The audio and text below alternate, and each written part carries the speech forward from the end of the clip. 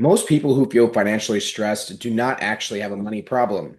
Welcome back to Money Not Math. I'm Drew Erickson, and today we're talking about something I see all the time, especially with successful families, business owners, and professionals. People come in feeling anxious, overwhelmed, behind. And when we actually look at the numbers, they're usually fine. So today's question is simple. If it's not about the money, what is financial stress really about? Here's the myth most people believe. If I had more money, I'd feel less stressed. But in practice, that's rarely true.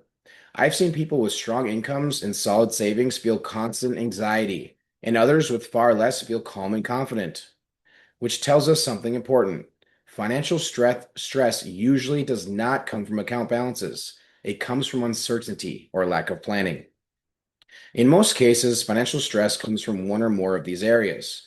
Number one, too many unanswered questions. Questions like, am I actually on track? Can we afford this? What happens if something changes? Can I retire? Can I stay retired? When those questions stay unanswered, the mind fills in the gaps and rarely in a helpful way. Number two, decisions that have been delayed. Not bad decisions, unmade decisions. Old accounts, loose ends, things you know you should address but have not yet. That mental clutter adds weight and often less things get done. Competing priorities. Most families are not irresponsible or mean or don't care about their loved ones. They're busy.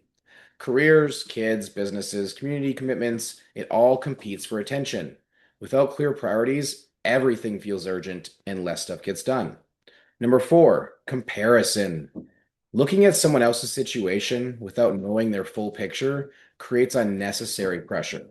Comparison does not provide clarity, it creates doubt. Comparison is the thief of happiness. When stress shows up, people often assume they need more articles, more opinions, more data, more money, more water cooler talk, more guesses, more returns, more. But more information without direction usually increases anxiety. It does not decrease it. What most people actually want is confidence, confidence that what they're doing makes sense for them. What reduces financial stress is not perfection.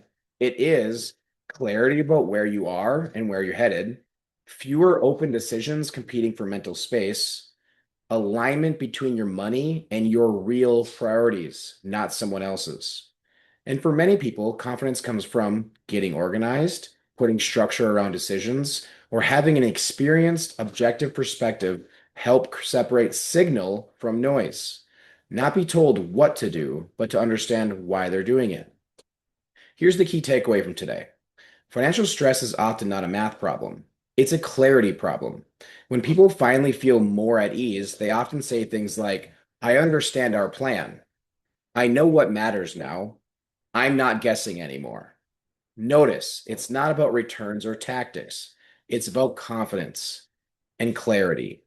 That's what Money Not Math is really about. Thanks for listening to Money Not Math episode 182. Before we wrap up, a quick note. This podcast or video, depending on how you're listening to it, is for educational, informational purposes only. It is not intended as personalized financial investment or tax or legal advice. Every situation is different, and decisions should be made based on your individual goals and circumstances, ideally in consultation with a qualified professional. Noting, nothing discussed here should be interpreted as a recommendation or solicitation of any specific investment or strategy. Thanks again for spending your time with me today. We'll see you next time and hope you have a great day. Bye.